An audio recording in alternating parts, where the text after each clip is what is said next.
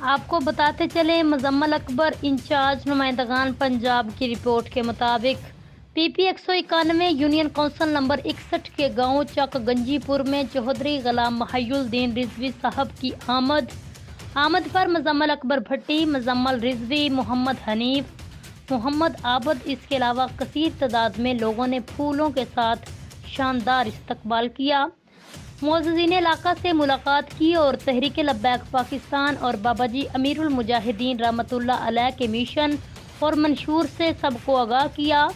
اجلاس میں سینکڑوں افراد کی شرکت۔